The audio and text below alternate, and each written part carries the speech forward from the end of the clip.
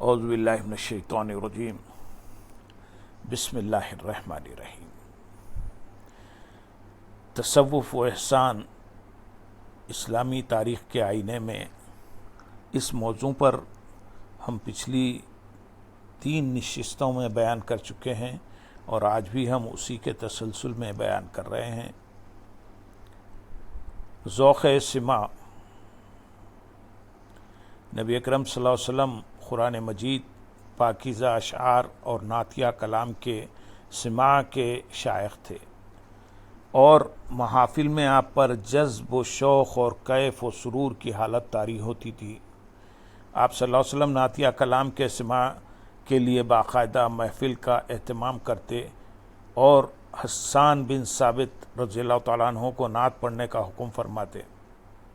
سیدنا عائشہ صدیقہ رضی اللہ تعالیٰ عنہ سے مروی ہے، نبی اکرم صلی اللہ علیہ وسلم مسجد نبوی میں حضرت حسان بن ثابت رضی اللہ تعالیٰ عنہ کے لیے ممبر بچھواتے، جس پر وہ کھڑے ہو کر نبی کریم صلی اللہ علیہ وسلم کی طرف سے فخر کرتے یا مدافعت کرتے تھے۔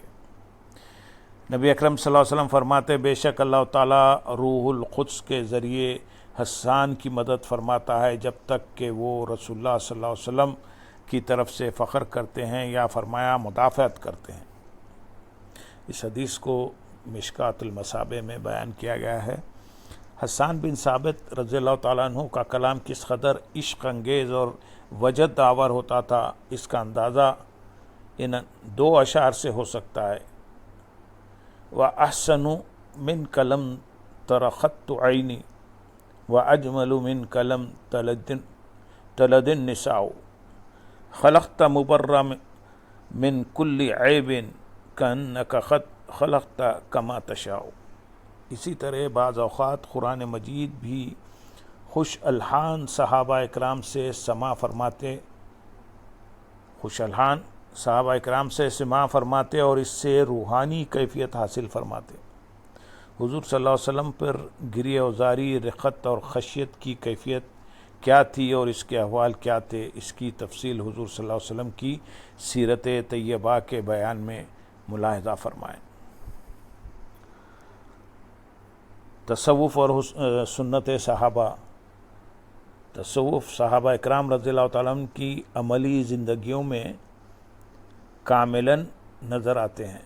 صحابہ رضی اللہ تعالیٰ عنہم نے نبی اکرم صلی اللہ علیہ وسلم سے براہ راست آداب طریقت کی تربیت حاصل کی تھی۔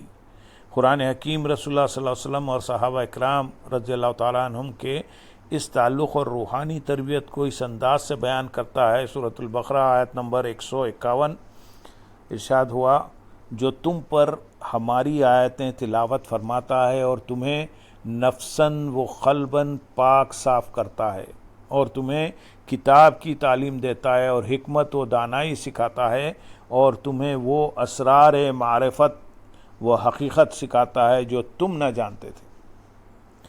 تلاوت آیات اور تزکیہ نفس کا باہمی ربط یہ ہے کہ انوار تلاوت سے صحابہ کو اپنی پہلی ظلمات باطن کا علم ہوتا تھا، کیونکہ ہر شے اپنی ضد سے متعارف ہوتی ہے۔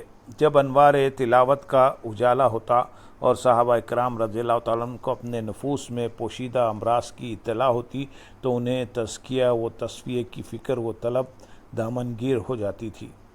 پس صحابہ میں طلب تزکیہ کے پیدا ہوتے ہی رحمت للعالمین صلی اللہ علیہ وسلم کی نظر کرم جلائے باطن میں مصروف ہو جاتی، اور جب تزکیہ و تصفیہ کے ذریعے صحابہ کے قلوب محبت انوار ربانی اور مخزن رموز قرآنی بننے کے قابل ہو جاتے تو پھر انہیں کتاب و حکمت کی تعلیم دی جاتی تھی۔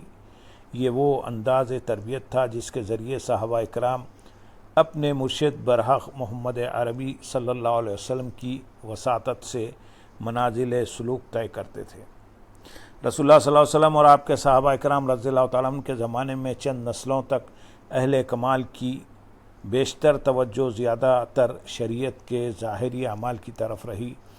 ان لوگوں کو باطنی زندگی کے جملہ مراتب شرعی احکام کی پابندی کے ذیل میں حاصل ہو جاتے تھے۔ چنانچہ ان بزرگوں کا احسان یعنی حاصل تصوف یہ تھا کہ وہ نمازیں پڑھتے تھے ذکر اور تلاوت کرتے تھے، روزے رکھتے تھے، صدقہ و زکوٰۃ دیتے تھے اور جہاد کرتے تھے۔ ان میں سے کوئی شخص ایسا نہ ہوتا جو سر نیچے کیے بحر تفکرات میں غرق نظر آتا۔ یہ بزرگ اللہ تعالیٰ سے قرب و حضوری کی نسبت اعمال شریعت اور ذکر و اذکار کے سوا کسی اور ذریعے سے حاصل کرنے کے سعی نہ کرتے۔